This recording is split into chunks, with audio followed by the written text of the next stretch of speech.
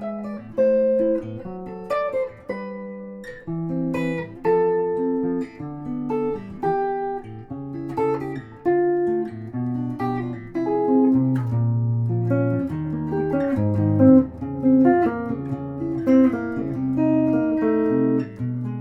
so I wanted to talk about the power of chords that come from a semitone below and how we can use them to make beautiful flowing classical style harmonies or Metheny-esque harmonies through the changes.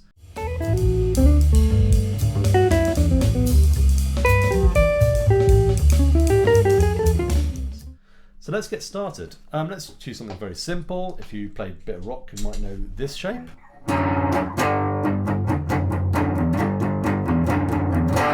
So we're going from a minor sixth there to a fifth. So if we had another note on top, we had a third. I mean, I know we don't have them in rock, but we do have them in other types of voicings. The second chord, you have a spread triad. This type of chord, right? Eric Johnson's favourite. And then if you take this one and add that note to it, you have a version of D, a D over an F sharp. Now this relationship, going a semitone up each time, always sounds great.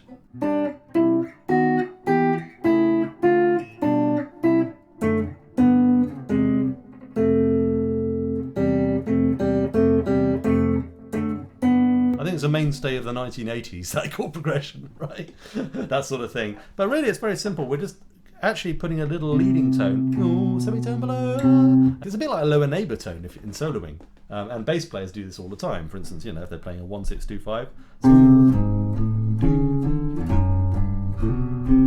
So it's kind of based on that principle, really. Nice and simple. And this means that every time we do one of these, it's going to be a major triad, not a minor one.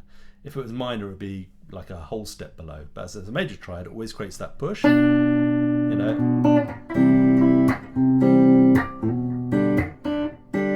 You might know that sort of thing, you know, common in acoustic guitar playing.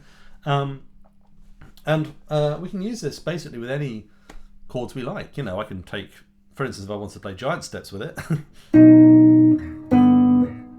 or a Coltrane cycle.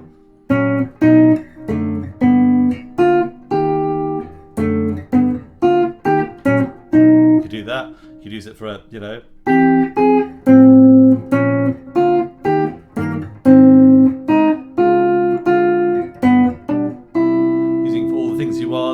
I don't particularly want to kind of play it through the modulations. I think that sounds quite shonky. I'll show you what it sounds like. So if I go, you know, and then it doesn't bridge the gap, and you want to smooth out that modulation, which is why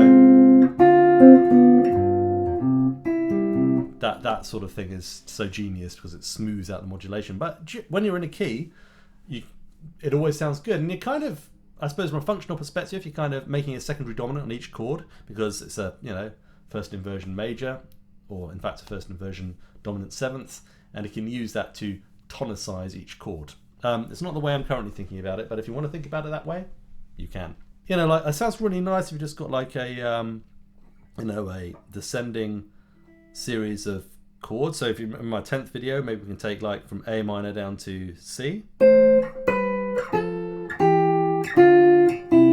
Best part of the scale, A down to C using tenths, and then if we fill them out, we can play spread voicings like this. The only problem with that is you've got this parallel fifth thing going. May not bother you, especially if you're the sort of person who plays this kind of thing. But it can be a little bit of a problem if we're trying to create a beautiful, swirly, classical, voice-led type of thing. So very simply, we can put our little underneath chords, if you like, our major triads and first inversion underneath. So we can do this. We can start with the A. So we're playing, I suppose you call that an E over a G sharp, and we do the same thing, same shape each time. Doesn't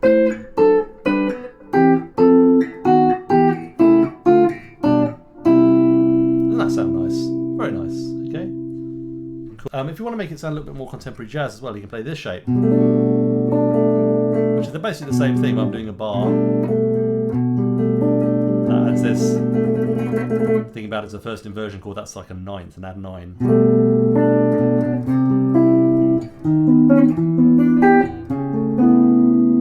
Nice.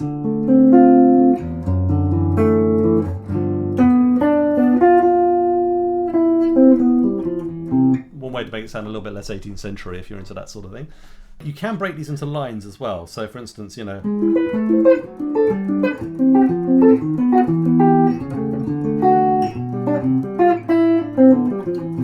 can do that sort of thing, which sounds really nice.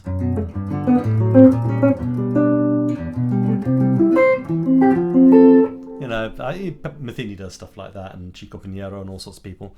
If we move on and add in this note, and this comes from my Obsessed with Blackbird by the Beatles, but that's like the second part of it, and it's kind of in G, so it kind of starts in the C. So you can think of these as like being tenths in C Lydian if you like, or G major. We're just linking these up with these flat 5s or flat 12ths, compound flat 5s, which have the effect of contrary motion. So we're coming in, and then fourth down to the third on top and the seventh up to the root. And of course these are the defining notes, the dominant chord. Makes for a nice counterpoint, right? So we can capitalize on that and use that to do all sorts of fun things. I'll just whiz you through some of them now because I'm running short of time. We can flesh them out into full chords. In Blackbird there's this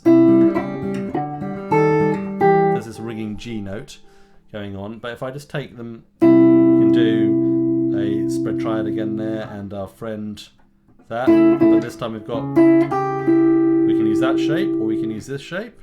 Both work equally well. Okay, and again the beauty of it is that the shape stays the same each time. That's nice, dear. What do we do next? Well, what we can do is we can turn this into a bit more of a melody. And by doing this, we're going to go... So we're just kind of using notes from the G chord. And what we've got here is we've got our F, but we're also going up to the G there. So it's like 7th and the root, and then we've also got the 5th there as well. And we can go... We can do a little suspension.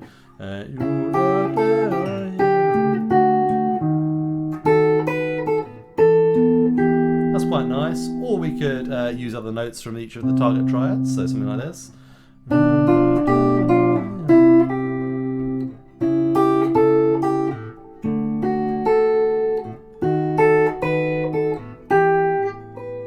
The key D major, and we're going to use tenths moving up in thirds. So these are our tenths. So it's B minor, if we did triads, B minor, D major, F sharp minor, A major. Sounds kind of cool on its own, but not particularly functional. Let's do this. So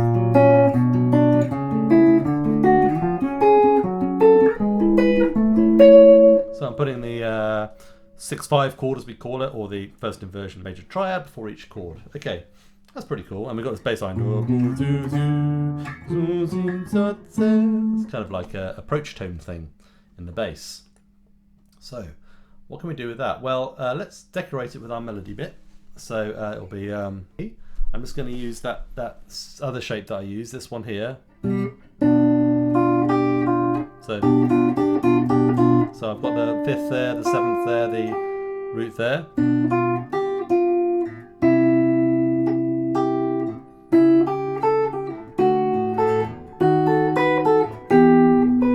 And I'm just using I'm using the 3rd and the 5th and the 2nd one. So like that, right?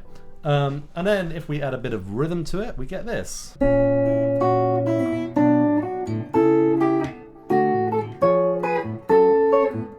So you probably recognise that as being the bridge of James by Pat Metheny.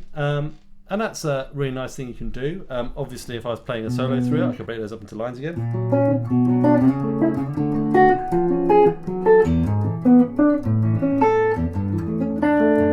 Which I think think sounds really nice. You know, you could always play triads. And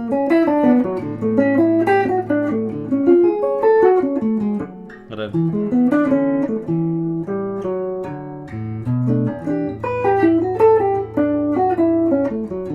and so on, right?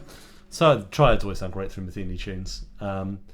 Yeah, so that is definitely something worth bearing in mind, and hopefully you can hear where the Metheny thing comes from right away. I just want to move on to how we can use it around the cycle, so I'm just going to do a quick rhythm changes style progression. This is it, intense. So going from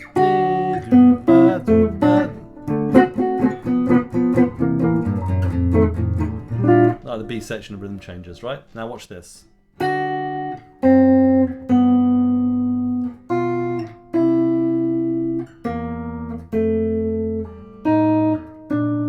Sounds pretty cool. We've got, you know, obviously this stuff going on. It might be easier to finger it like that so you can see the contrary motion as well. Okay, now it's quite nice, that's fine, but it's nice if we actually, well, first of all we can complete it in 3 voices, which is fine. And then, the next one is, it's this one, and then that's it, which is fine. But I prefer to stick to the tenths for this and add a little bit of more motion by preparing the dissonances, which means we set up, instead of going straight to the 7th in the chords, we kind of go, which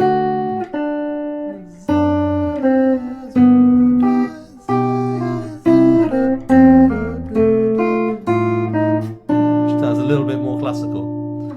By the way, these are all available on tabs, these examples that I'm playing, so I'll make sure that you get a link to those in the description. Here are some descending tenths from 6. We did this before, we're going to do it now with the 7ths. So, and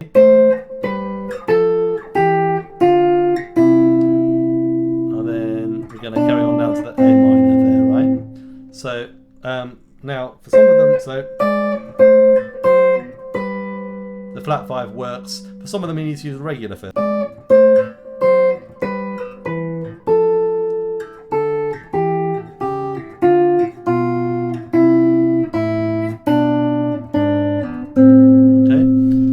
To do is populate in the extra voice, so we get this.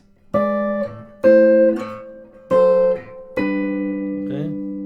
Oh, that's gorgeous, isn't it?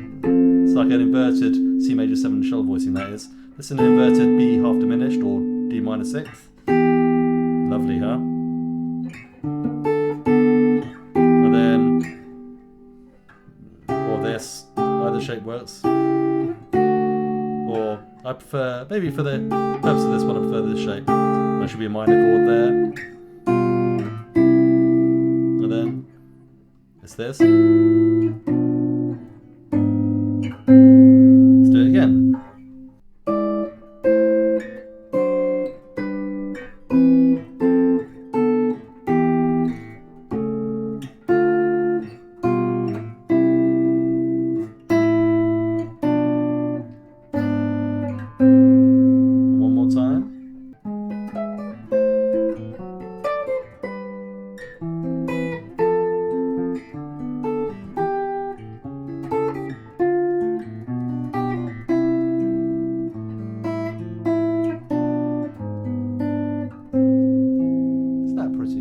Rather lovely.